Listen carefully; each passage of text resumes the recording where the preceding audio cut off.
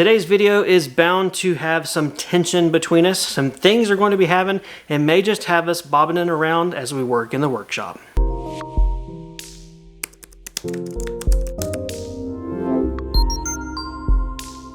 Hey guys, Sam here. Welcome back to Samcraft and welcome to another embroidery video with my Smartstitch. And in today's video, I'm going to show you guys how to set the tension on your bobbin case with your embroidery machine and how to set the tension of your top thread or the colored portion of your embroidery.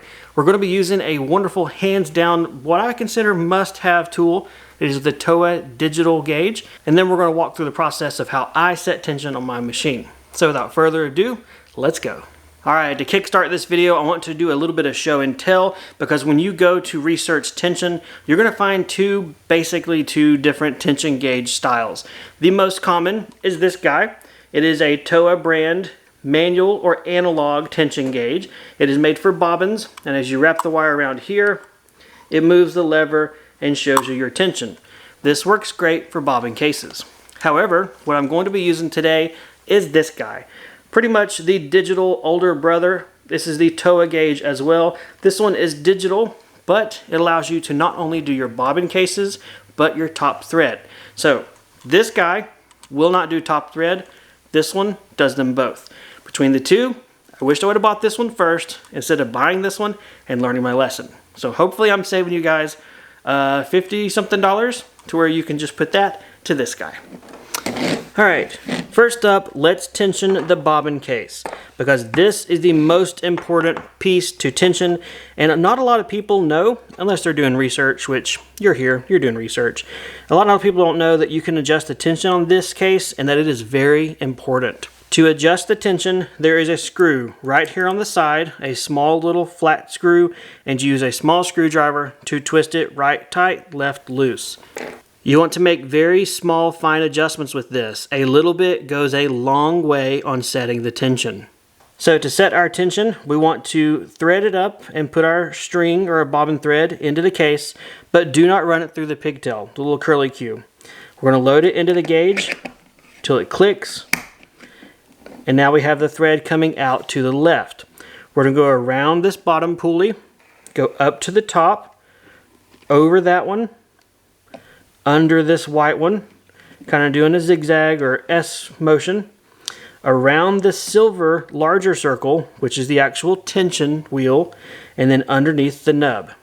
To check your tension, you want to steadily pull the bobbin thread this way and watch for the number's value. So as I pull here as steady as I can, it's around 24, 21, bopping around there, and my goal is from 22 to 25 gram force units. As you can tell, this bobbin's already been tensioned, so there's not a whole lot of magic to show you. For the video, let me intentionally mess with this set screw down here. We're going to tighten it up, because that is the most common way you're going to find your bobbin cases, is that they are too tight. I literally turned that screw down there maybe 1/8 of a turn. So we were at 22, so let's see what 1/8 of a turn does to our value. Now we're at 39, 40, 46.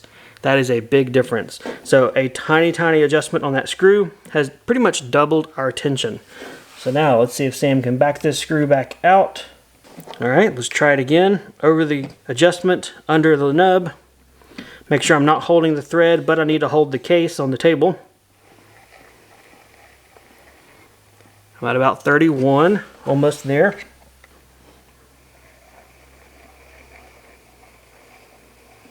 Alright, and we're back to 22. To cut the thread, you just put in this little slot, there's a knife, and you're good to go. One thing to note, if you change out your bobbin thread to a different manufacturer, or perhaps within your big box and you just want to check it, do so. If you have any weird things going on, check your bobbin tension. I know for a fact that bobbin tension will vary based upon manufacturers of bobbin thread, so you absolutely probably just want to go ahead and buy one of these. I know they're not cheap, but hey, neither was your machine. Have it on hand so you can check this, make sure it's right, and honestly, save your sanity. At this point, the bobbin case is done, so let's wrap our thread back into the little curly cue, take it over, load it into the machine, then take our gauge, and let's adjust the top tension next. Alright guys, with our bobbin tension set, we are now going to take our tension to the machine and set what is called top tension. This is where you do the tension on all your color threads that are on the top. You have two sets of knobs. You have some way over there above the spools, and you have some here on the front of the machine.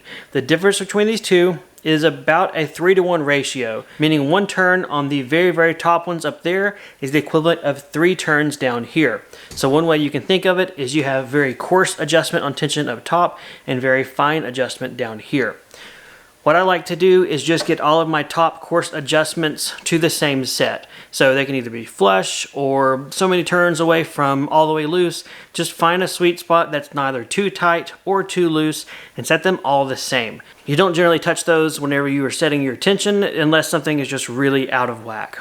The other thing to do is go ahead and pull your thread through. So I have long strings of my thread hanging down probably about a foot below the needle because I'm going to use that along with my tension gauge to set all of these to the same value, or at least as close as we can get. In my research preparing for this video and just personal experience with embroidery already, I have found and realized that a digital gauge is where you want to be.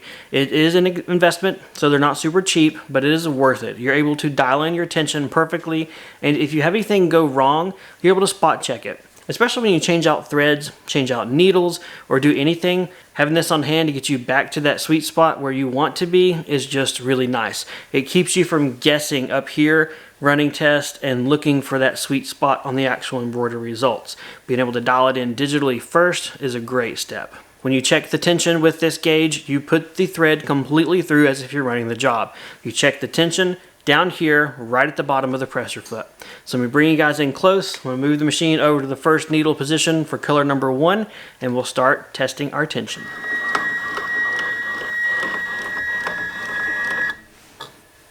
Alright, we're here with thread number 1. We're going to turn on the tension gauge, let it go through its boot up sequence, and now we are ready to run our thread. We're going to be coming down from the top, around this pulley, over the gauge, and below the nub. A little bit different from the bobbin, but not too different. So around here, up and over, and then under the nub. Whenever you pull your tension, you don't want your gauge too high. You will apply unrealistic and false pressures as the thread comes up and over the case. You also don't want to be down too low, so try and have it pretty level. I like to just set the gauge on top of the plate above the bobbin housing, and that keeps it pretty good, helps stabilize it, and then you just pull steady over to the right. So let's go ahead and see where I am.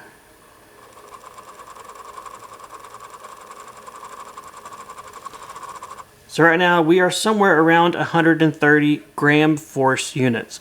So I'm going to reach up here to my top knob, the number 1 color, and I'm going to tighten it all the way down 1 rotation. Now let's pull this again and see where we are.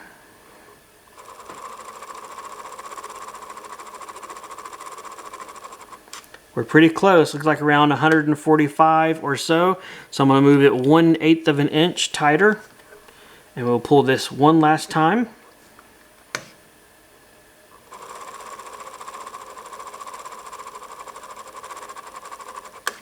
Looks like maybe 1 more 1/8 of an inch turn. Check it one last time here. There we go. We want it as close as possible to 150 gram force units. It's going to be difficult to get it there because this does vary as your pulling varies, but as close as you can get is as good as you want to get. Alright, thread 1 is done, so let's go ahead and manually reach around the machine, enable the hook to pull the thread back into the holder, and we'll trim it to know that we are done with that. Now we're going to take the machine and move it down to thread number 2. We repeat the same process with this. Down around the pulley, up and over the tension nub, and below this last one. Hold the gauge flat and straight in front, and then pull to the right. This one looks like around 163, so let's back it off a half rotation. Pull again. Still in the high 150s, we'll back it off another half. We will check it again.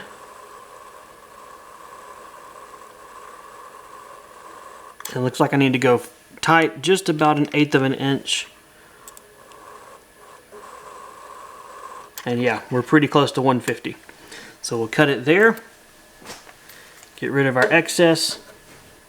Again, pull the needle hook over, or thread hook rather, and trim the excess.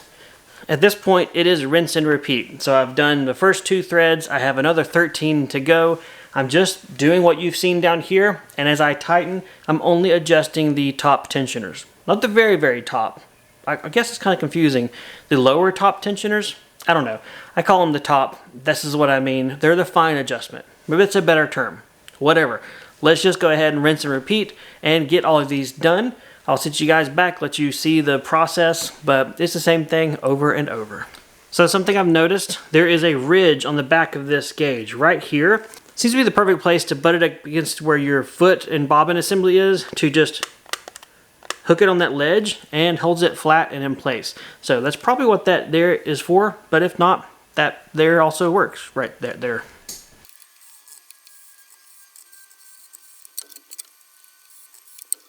Alright, here's an instance where I'm going to adjust my coarse tension. This one I've backed it out as far as I can, but it's still pulling over 200 gram force units. So I put it back at kind of an even level, and I'm going to back off the coarse tension up top.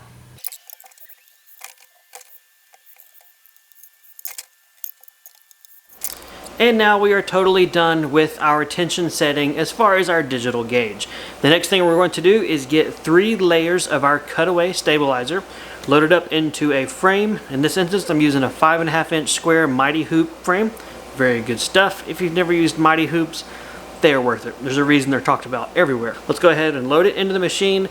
We're going to run what is called an eye test, or a tension test. It's basically a bunch of capital letter I's that have been satin stitched out and digitized with a center run, zigzag, and then satin stitch to allow you to see the tension between the thread and the bobbin. One thing to note about the tension test I'm running in this video, it is just a 12 color, but I've designed and digitized a 15, 30, and I think 45 color set, so you can really maximize your space and testing. So there'll be a link to that down below if you want to pick it up. Otherwise, let's frame up our stabilizer, load it up into the machine, and see how everything turned out.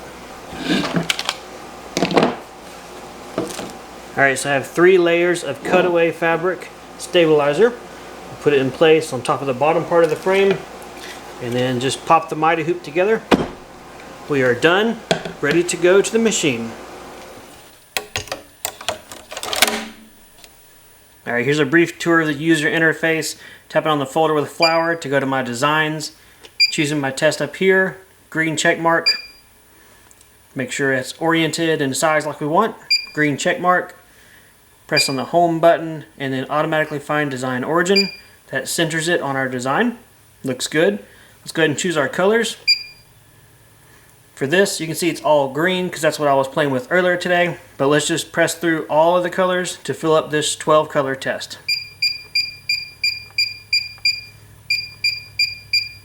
Oh, 13 colors. Nope. Yeah, 13. 1, 2, 3, 4, 5, 6, 7, 8, 9, 10, 11, 12. But there's 13. Whatever. Okay. Like I said, I have another one in the link in the description down below. Alright, we have our colors picked. We're going to press the pink button to change confirmation status and set this to the machine. We have them up here. Looks good. Let's go ahead and press start and run the tension test.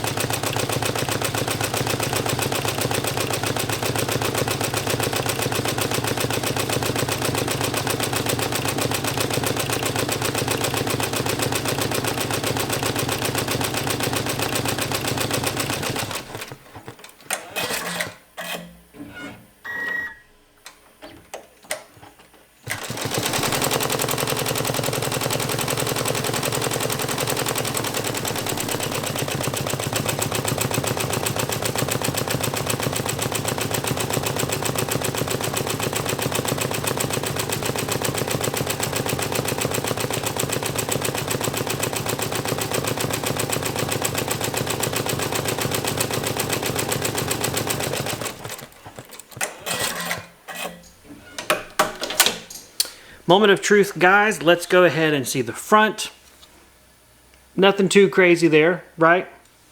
Looks about normal. Where you tell the good or the bad is on the back.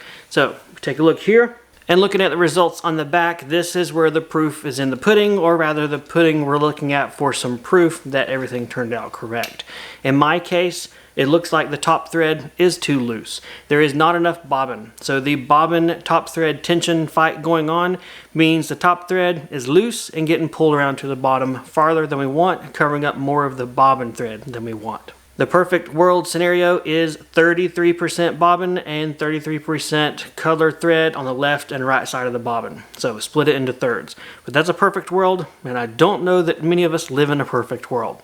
What you want to do though is try and get as close as possible. So in this case, with my thread and my digital gauge, I now probably know that I should probably go from 150 gram force to possibly 160, maybe 170. The 150 gram force value is one that was out there on the internet as a good starting point, has worked for several other people, but it's not a guarantee it's going to work for us. Another step we could have done is just to tension 1 and make it perfect, and then go from there to see what value that is. That's a very good option to do as well. So there's multiple different ways you can skin this cat. In my case, what I'm going to do is use the digital gauge and bump these guys up to, we'll say 170 gram force, rerun the test, and see what results I get. Either way though, this covers how to tension the Smartstitch 1501 and 1201 is probably the same thing with the TOWA Digital Gauge. You want to tension your bobbin, make sure it is set correctly, and your top thread as well.